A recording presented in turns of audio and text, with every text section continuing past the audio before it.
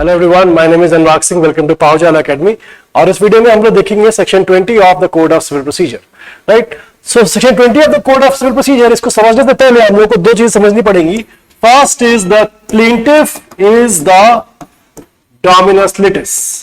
ठीक है, the plaintiff is the dominus litis. इसका मतलब क्या होता है? It means that the plaintiff is the dominant litigant. ठीक है, among the two, plaintiff and the defendant, plaintiff is the dominant litigant. ठीक है, first thing. Second is an equity, एक maxim है, equity acts in personam. Right? This means if I am the one seeking equity, I should follow you. So equity acts in personam is if I am the one seeking equity, I should follow you. So these two maxims, that plaintiff is the dominus litis and equity acts in personam, which is if I am the one seeking equity, I should follow you. यहां पर याद रखना है कि section 20 is based upon the balance of these two maxims. जहां पर कि plaintiff gets a choice, but he has to follow the defendant among the defendant's residence or his place of business or he works, and और एक और हमारा आता है cause of action arises. ठीक है, देखो यहां पर हम लोग को पहले देखना है कि section 20 में defendant's residence or the defendant's, this is or place of business or place of work or where he personally works for gain. So where he actually and voluntarily resides or where he carries on business or where he personally works for gain. So ये सारे places जो है, the plaintiff have a choice among these three. He can either file a suit where the defendant resides or where he carries on business or where he personally works for gain. इसके साथ एक चौथा भी आता है उसके पास, where the cause of action wholly or in part arises. Cause of action wholly or in part arises. ठीक है, तो याद रखना कि cause of action जहां arise होगा, that is the fourth place, or it can also be fifth because cause of action may arise at partly at one place and partly at the other place. ठीक है, तो तीन places यहां से और एक या दो यहां से भी आ सकती है. The plaintiff has a choice to, he's the dominus litis, he has to follow the defendant, but that does not mean कि वो कहीं भी चला जा सकता है.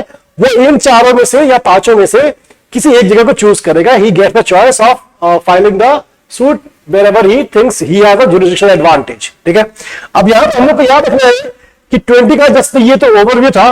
क्लॉज ए जो है, क्लॉज ए बोलता है कि where there are more than one defendants, ठीक है, and they have a common place. ठीक है, सपोज कि there are more than one defendants,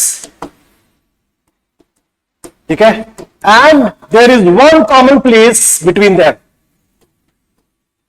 ठीक है, so the plaintiff he has to file the suit where all the defendants have a common place. Defendants have the common place, the suit will be filed over there. ठीक है, so अगर मान लो कि there are more than one, suppose कि B का residence Gurgaon में है और सी का जो रेजिडेंस है वो नोएडा में है, but they both work in Faridabad. ठीक है, तो वर्क जो है दोनों का फरीदाबाद हो गया. That is the common place between B and C. तो ए जिसको सूट फाइल करना है वो कहां फाइल करेगा? एट द कॉमन प्लेस जो फरीदाबाद. ठीक है, that is clause A. Clause B जो है वो कहता है what if there is no common place. ठीक है, more than one defendants, but दोनों में से किसी का कॉमन प्लेस नहीं आ रहा है, तो वहां पर you are allowed to file a suit in either of those places, and the defendant who does not reside there or does not work or does not carry on business, वो या तो voluntarily आकर के वहां join हो जाएगा या फिर कोर्ट ऑर्डर करेगी उससे कि तुम यहां आकर के ज्वाइन हो जाओ. So if there is no common place, either the non-residing defendant voluntarily joins or the court orders him to join at that place. And the third one is where cause of action wholly or in part arises. ठीक है, अब याद रखना कि जैसे मान लो कि पार्टीज के बीच में suit file, sorry, the contract was entered into between the parties between A and be in Delhi.